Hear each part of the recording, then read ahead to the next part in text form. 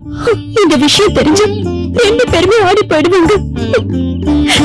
ஏற்கனவே என்னோட அப்பா ஹார்ட் பேஷண்ட். நம்ம பார்த்து வச்ச மாப்பிள்ளையானது நம்ம மகளோட வாழ்க்கை இப்படி ஆயிடுச்சுன்ற அதிர்ச்சியில எங்க அப்பாவுக்கு மறுபடியும் ஹார்ட் அட்டாக் வந்தாலும் வந்துடும். இது மட்டும் இந்த பிரச்சனை தெரியற வரைக்கும் உண்மையிலே என் மாமனார் மாமியார் என்ன நல்ல விதமா தான் நடத்திட்டு இருந்தாங்க.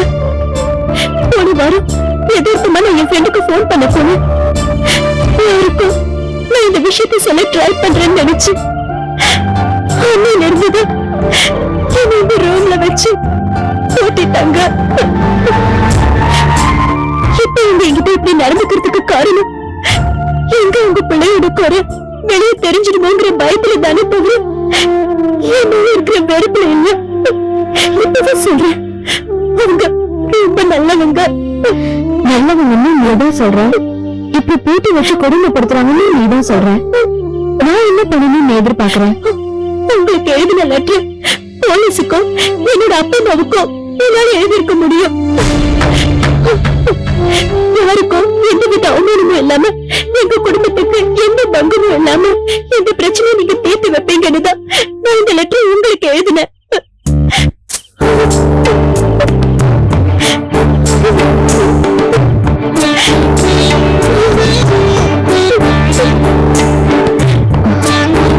கவலைப்படாது, நானும் பாத்துக்கிறேன்.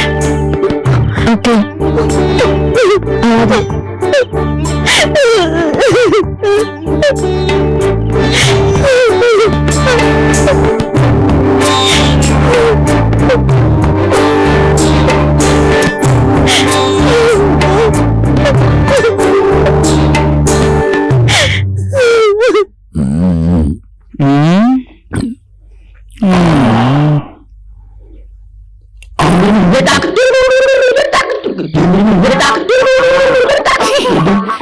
அண்ணே பூச்சி, நீ எந்த இடத்துல வர? இங்கெல்லாம் வரக்கூடாது, முதல்ல நீ போ. அண்ணே பக்கத்து வீட்டுல டீ இருக்காருண்ணே, வந்து சரி பண்ணி கொடுத்தீங்கன்னா 200 ரூபாய் கலெக்ட் பண்ணலானே. அண்ணன் ரொம்ப பிஸியா இருக்கேன், என்னால வர முடியாது, கிளம்புடா. அண்ணே சொல்ல 200 ரூபாண்ணே, உங்களுக்கு 150 ரூபா, எனக்கு 50 ரூபாண்ணே. டேய் மடப்பயல, இன்னைக்கு எனக்கு என்ன தேவையோ அதை ஆண்டவன் கொடுத்துட்டான். இனிமே எனக்கு எப்ப தேவைப்படுதோ அப்பதான் நான் வேலைக்கு வருவேன், நீ கிளம்பு. நாளைக்கு வேலை வரும்னு என்னென்ன உத்தரவாதான்? இன்னைக்கு கிடைக்கிற காசை நாளைக்கு செலவு பண்ணலாம்ல. நாளை வெறும் கனவு, அதை நான் ஏன் நம்பணும்? அடிச்சதும் போத ஏறணும். நமக்கெல்லாம் இன்ஸ்டன்டா நடக்கணும், உத்தரவு போடா. அண்ணே எனக்காக 50 ரூபாய் கிடைக்கும் தானே, அதுக்காக வாங்க. உனக்கு பணம் கிடைக்கணுன்றதுக்கு நான் கஷ்டப்படுறவா? ஒட்டா பையில இங்க வா, கிட்டவா சொல்றேன். பெரியவங்க என்ன தெரியுமா சொல்லிருக்காங்க? ஆமாண்ணே. என்ன சொல்லிருக்காங்க? புடி எடுக்கும், பழக்கம் உடல்நலத்தை எடுக்கணும். எதெல்லாம் வாழ்க்கைக்கு தேவையில்லையோ அதெல்லாம் கரெக்டா கத்து வச்சிருக்க. முக்கியமா எதெல்லாம் தேவையோ அதை மட்டும் கோட்டை விட்டு நீக்கிற போடா. டேய் பெரியவங்க என்ன சொல்றோம், இப்ப நான் சொல்றேன் கேளு. ஒரு மனிதப்பட்டவன் அதிகமா ஆசைப்படக்கூடாது, அந்த ஆசை ஆபத்துலதான் போய் முடியும்னு சொல்லிருக்காங்கடா முட்டா பயல. அண்ணே அண்ணன் சொல்லிட்டு பெரியவங்க சொல்ற கரெக்டா ஃபாலோ பண்ணு, ஒன்னே ஃபாலோ பண்ணும். நீயும் ஃபாலோ பண்ணு, நானும் ஃபாலோ பண்ண.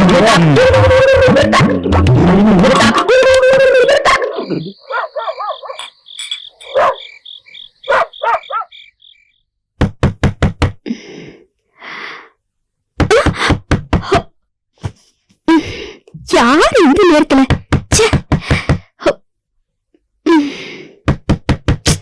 யாரு நீங்களா? நீங்க இப்படி கதவு தட்டுறீங்க? அதுவும் காலிங் பெல் இருக்குல்ல, அதை அடிச்சா இல்ல? காலிங் பெல் அடிச்சா தூங்கல, என் குழந்தைங்க ஏஞ்சிரும், அதான் கதவை தட்டினேன். நீங்க அடிச்சா நம்ம குழந்தைங்க மட்டுமே எந்திருப்பாங்க. இப்படி நீங்க தட்டுல அக்கம் பக்கத்துல இருக்கிறவங்க எல்லாம் எஞ்சி நம்மள கத்த போறாங்க. எனக்கு ஊர் உலகத்தை பத்தி எப்பயுமே கவலை இல்லை, எனக்கு பொண்டாட்டி என் பிள்ளைங்க வேணும், அதான் முக்கியம். ஆமா, என்னமோ இந்த மாதிரி ஒரு மூட்டை கொண்டு வரீங்களோ, அப்படி இருக்குன்னு என்னதான் இருக்கு?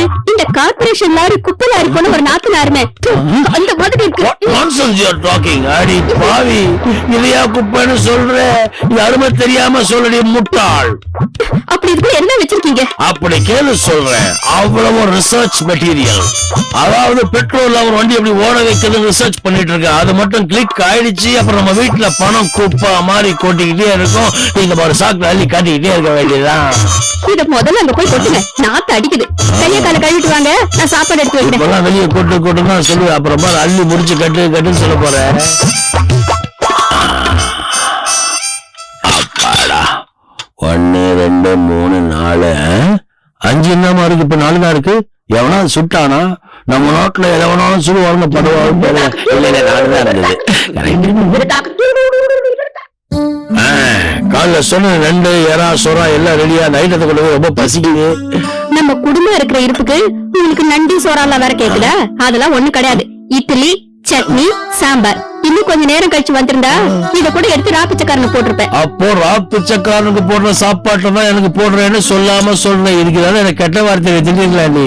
சீச்சி, நான் ஏங்க உங்களை திட்ட போறேன்? காலையில ஏதோ வேலை இருக்குன்னு போனீங்க. ராத்திரி வரும்போது 500 1000 கொண்டு வருவீங்கன்னு நினைச்சேன். ஏன் இருக்குது? தண்ணி குடி. இந்தாங்க. ஏண்டி உன் புருஷன் அவ்வளவு கேவலமான ஆள் நினைச்சிட்டியா? பேக்கெட்ல வெறும் 500 1000 வச்சு அலையில சாதாரண ஆளா நானு? நம்ம கிட்ட credit card, debit card, ATM card அப்படிதான். அப்படி கீர்னா போதும் ரத்தம் கொட்டும். ரத்தம் கொட்டாதடி, பணமா கொட்டும். நீ வேணாப்பா ஒரு நாள் நம்ம வீட்டுல பணமா கொட்ட போது. அப்ப நீ ஏங்க அதை முன்னாடியே சொல்லல? நிறைய சாக்கா வச்சிருப்பேன், அள்ளி அள்ளி கட்டிருப்பேனே. இப்ப பைய பத்திரி என்னங்க பண்றதுன்னு துடிக்க போறப்ப. இன்னைக்கு என்னாச்சு உங்களுக்கு? வந்து ஒரு மாதிரியா பேசிட்டு இருக்கீங்க? குடிச்சிருக்கீங்களா? யார பார்த்து என்ன கேள்வி கேக்குற நீ?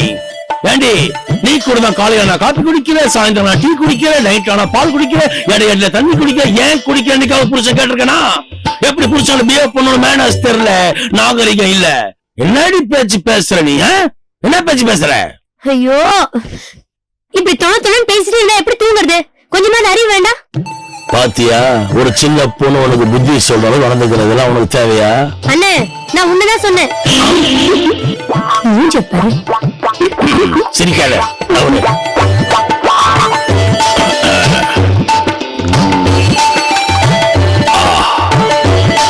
அப்பாடா, வண்டி சத்து கேக்குது. காயத்ரி தான். அவ கேட்டானா? நான் சீக்கிரம் வந்துட்டேன். சாயந்தரம் படுத்து சொல்லி உஷாரா பேசு. இந்த மனுஷன் திரும்பவே மாட்டாரு.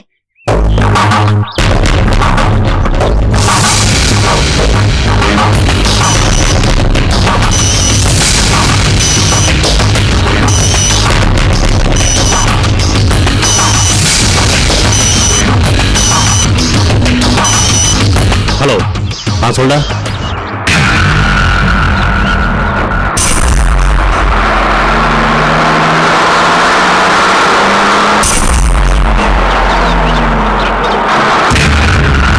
நான் அப்புறம் பேசுறேன்.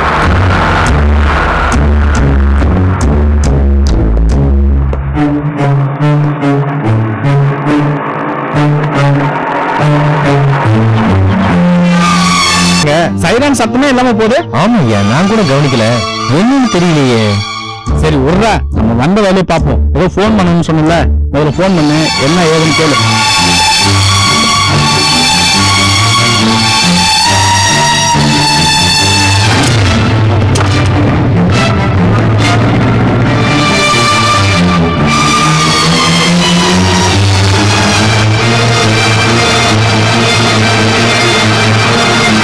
இந்த வீடு தான்.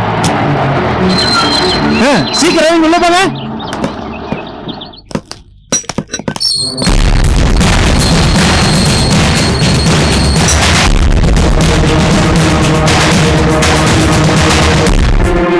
ஐயா, ஐயா, நம்ம வீட்டுல பாம் வச்சிருக்காங்களா ஐயா? பாமா? நம்ம வீட்டுல பாமா? ஆமா ஐயா. இல்லம்மா, யாரோ அட்ரஸ் மாறி வந்திருப்பாங்க. இல்ல நம்பர் 10 காலவக தெருன்னு கரெக்டா அட்ரஸ் சொல்றாங்க ஐயா. என்ன சொல்ற? யார் சொன்னது? 10 நிமிஷத்துல நம்ம வீடு வெடிச்சிருமா ஐயா? நகைப்பெட்டி எடுத்துட்டு வந்துடுறேன். வைத்தியக்காரி, பாம்பு அடிச்சிருச்சுன்னா நகை இருக்கும், போட்டுக்கிறது நீ இருக்க மாட்டா மாடி.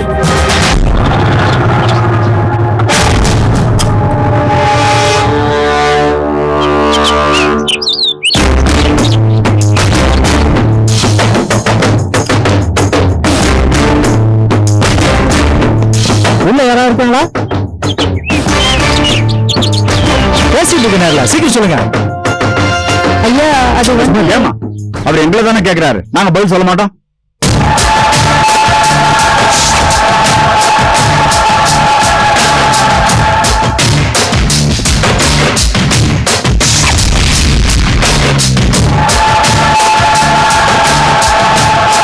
கேட்கறமில்ல சொல்லுங்க, வீட்டுல யாரும் இல்லையா?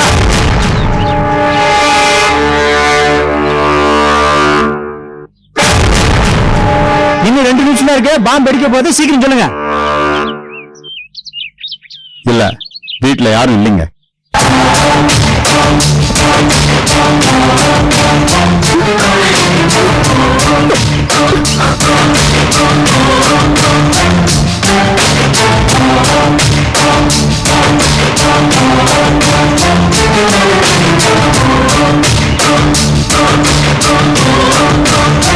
உங்களை உள்ள வர சொல்றாங்க.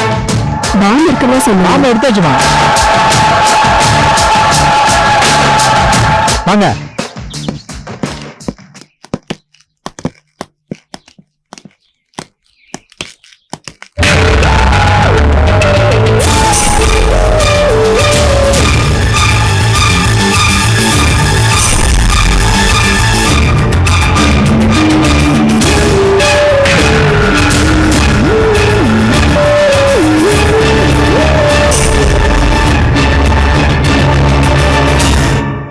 வீட்டுல வேற யாரும் இல்லைன்னு சொன்னீங்க. இவளை இப்ப ஒரு மனுஷனே மதிக்கல, அப்படிதானே? இவ பாம்பு வரைச்சு இறந்து போயிட்டா நல்லதுன்னு நினைச்சிருக்கீங்க, கரெக்டா? முதல்ல உங்களை பார்த்து பேசினப்பவே உங்க மேல எனக்கு சந்தேகம் வந்தது. இது உங்களுக்கு வரவா, நண்பரா, வெளியாளா? உங்களதான் கேக்குற, சொல்லுங்க. இவ எங்க மருமகா? உங்களுக்கு வெக்கமா இல்ல? நீங்க எல்லாம் திரும்பவே மாட்டீங்களா? இன்னும் 5000 வருஷம் வந்தாலும் மாமியார் மருமகளை கொடுமைப்படுத்தணும் அப்படிங்கிற விதியை விட்டு வெளியே வரமாட்டீங்களா? இல்ல, அது வந்து சொல்லுங்க. உங்க மகனை கல்யாணம் பண்ணிக்கிட்டது அவ்வளவு பாவமா? அதுக்கு இதான் தண்டனையா?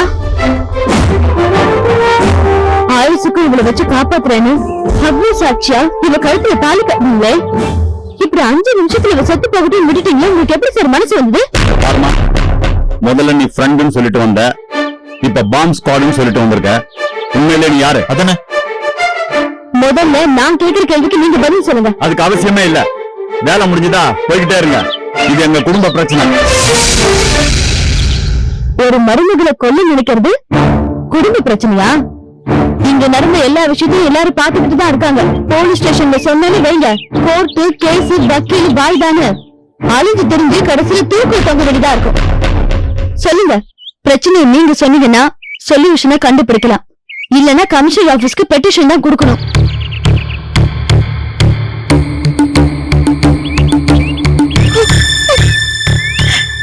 சொல்லுங்க. நான் எல்லா உண்மையும் சொல்லிடுறேன். பண்ண தப்புக்கெல்லாம் நாங்க தான் காரணம். எங்களை மன்னிச்சிருங்க சம்பந்தி. எங்க மகனுக்கு கல்யாணம் நடந்ததும் எல்லா மாமனார் மாமியார் போலதான் நாங்களும் 10 மாசத்துல எங்க மருமக ஒரு பேரனோ பேத்தியோ பெத்து கொடுப்பா, அவரோட விளையாடிட்டு இருக்கலாம் கனவெல்லாம் கண்டுட்டு இருந்தோம். 6 மாசம் மேலாச்சு, எந்த முன்னேற்றமும் இல்லை. அந்த சமயத்துல எங்க மருமக எங்க நெஞ்சில இடி விடுற மாதிரி ஒரு பிரச்சனை சொன்னான். என் மகன் எங்க மருமகிட்ட தாம்பத்திய உறவே வச்சுக்கலங்கிற விஷயத்த அவ ஜாடமாடையா சொன்னதை வச்சு நான் தெரிஞ்சுக்கிட்டேன்.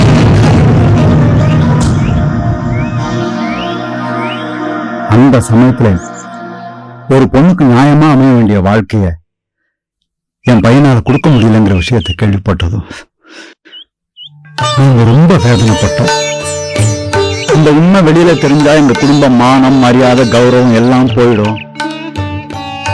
எல்லாரும் என் மகனை தப்பா பேசுவாங்கன்னு நினைச்சு ரொம்ப அரவணைச்சு நடத்த வேண்டிய மருமகளை நாங்க ஒரு அறையில வச்சு போட்டுட்டோம். தப்பு பண்ணிட்டீங்க மிஸ்டர் வேதாச்சலம். இது 4 செவத்துக்குள்ள தீர்க்கப்பட வேண்டிய பிரச்சனை தான். ஆனா இந்த 4 சுவர் உங்க வீடு கிடையாது. எத்தனையோ ஹாஸ்பிட்டல் இருக்கு, கன்சல்டிங் ஸ்பெஷலிஸ்ட் இருக்காங்க, சைக்காலஜிஸ்ட் இருக்காங்க. அவங்க எல்லாம் பாத்துருந்தீங்கன்னா இந்த பிரச்சனை தீர்ந்து இருக்கும். சயின்ஸ் எவ்வளவோ டெவலப் ஆயிருக்கு. படிச்ச நீங்களே இப்படி எல்லாம் முட்டாள்தனமா செயல்படலாமா? ஒரு டாக்டர் பார்த்து இந்த விஷயத்த கன்சல்ட் பண்ணிருந்தீங்கன்னா உண்மை என்னன்னு தெரிஞ்சிருக்கும். இனிமையாவது போய் பாருங்க. இந்தாங்க mister Sreedharan Sreekumar, consulting doctor. இவரை போய் பாருங்க. கூச்சத்தை விட்டுட்டு வெக்கத்தை விட்டுட்டு உங்க பிரச்சனை என்னன்னு மன விட்டு பேசுங்க. இத பாருங்க, பொண்ணு கட்டி கொடுத்ததும் உங்க கடமை முடிஞ்சிருச்சுன்னு நினைக்காதீங்க. பொண்ணு வாழ போற இடத்துல எப்படி இருக்கான்னு நாம தான் பாக்கணும். அந்த கடமை நமக்கு இருக்கு. அப்படி கவனிச்சு பாத்துருந்தீங்கன்னா இந்த பிரச்சனை வராமையே போயிருக்கும். என்ன சொல்றீங்க? பொண்ணு பெத்தவங்க ஜாக்கிரதையா இருக்கணும். அதுவும் கல்யாணம் ஆனதுக்கு அப்புறம் இன்னும் ஜாக்கிரதையா இருக்கணும். நீங்க மட்டும் இல்ல, இந்த நாட்டுல பொண்ணு பெத்தவங்க நிறைய பேர் பொண்ணு கட்டி கொடுத்ததும் ஒரு பாரத்தை இறக்கி வச்ச மாதிரி ஃப்ரீயா ஆயிடுறாங்க. இல்ல ஏதோ சாதனை செஞ்சுட்ட மாதிரி சந்தோஷப்படுறாங்க. அதுக்கப்புறம் பொண்ணு சந்தோஷமா இருக்காளா இல்லையா, புகுந்த வீட்டுல எப்படி நம்ம மகளை பாத்துக்கிறாங்கன்னு கவலையே படுறதில்ல. பொண்ணு சிரிச்சிட்டு இருந்தா அவ சந்தோஷமா இருக்கான்னு நம்பிடுறீங்க. நம்ம கஷ்டத்தை சொல்லி பெத்தவங்க சந்தோஷத்தை ஏன் கெடுக்கணும்னு யோசிச்சு பொண்ணு அமைதியா இருக்கலாங்கிற கோணத்திலையும் இனிமே சிந்திச்சு பாருங்க. வாங்க போலாம்.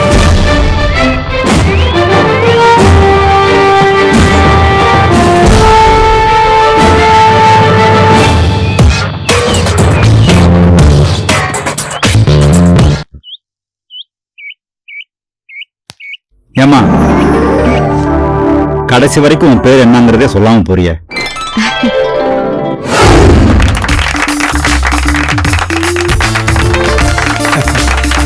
கங்க்ராச்சுலேஷன் காயத்ரி, ஒரு சிக்கலான விஷயத்தை அழகா ஹேண்டில் பண்ணி அற்புதமா முடிச்சிருக்கீங்க. நீங்க சப் எடிட்டரா இருக்க இந்த புதிய பத்திரிக்கை உங்களால பெருமடையுது. நீங்க இந்த அளவுக்கு அதிகமா பாராட்டுறீங்க சார். நம்ம சக நண்பர்கள் எல்லாருடைய ஒத்துழைப்புனாலதான் எடுத்த காரியம் நல்லபடியா முடிஞ்சது. பணத்தை சரியா பங்கிட்டுக்கிறவங்க கூட பாராட்ட தனதாக்கிக்குவான். ஆனா பாராட்டியே நீங்க பகிர்ந்துட்டீங்க பாருங்க, யூ ஆர் கிரேட். உங்ககிட்ட எனக்கு பிடிச்ச குணங்கள்ல இதுவும் ஒண்ணு.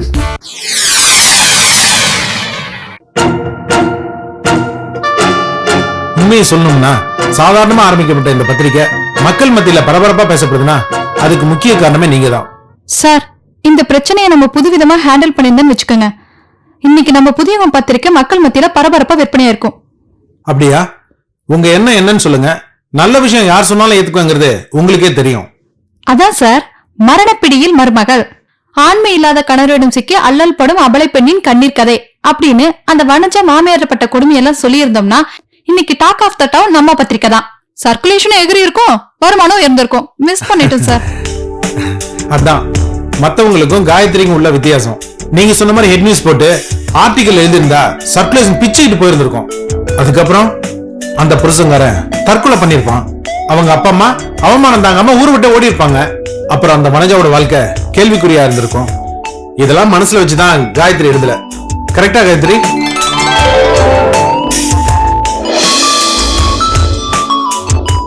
எல்லா பத்திரிகைக்காரர் மாதிரியும் சர்க்குலேஷன் பெருகணும், நம்பர் 1 வரணும்னு எனக்கும் ஆசை இருக்கு. நல்லவங்களோட வைத்தறிச்சல்ல நம்ம பத்திரிக்கை வளரக்கூடாதுன்னு நினைக்கிறேன். புரியுதா? ஓகே, நம்ம வேலையை பார்ப்போம்.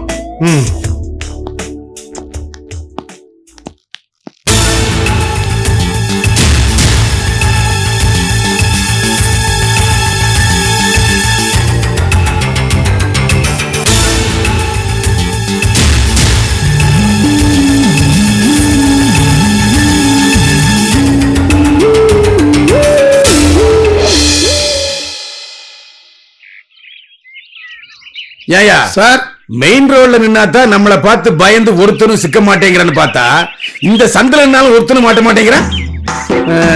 போனி பண்ணவே முடியலையே. ஏயா நீ வந்தா? அதெல்லாம் ஒண்ணு இல்ல சார். சார், எனக்கு ஒரு சந்தேகம் இல்ல. இருச்சக்க வாங்கினா அதிகமா சேல் ஆகுதுன்னு பேப்பர்ல புள்ளி வாரமா போட்டிருக்காங்க. இங்க என்னடா ஒரு வண்டியுமே காணோம். ஏயா விவரம் கட்டத்தனமா இருக்கியே. யோ, 2 வீலர் வாங்குற எல்லாருமே ஃபைனான்ஸ் போட்டு தான் வாங்குறான். இன்ஸ்டால்மெண்ட் கட்டலன்னா ஃபைனான்ஸ் கொடுத்தவன் எடுத்துட்டு போயிருவாங்க.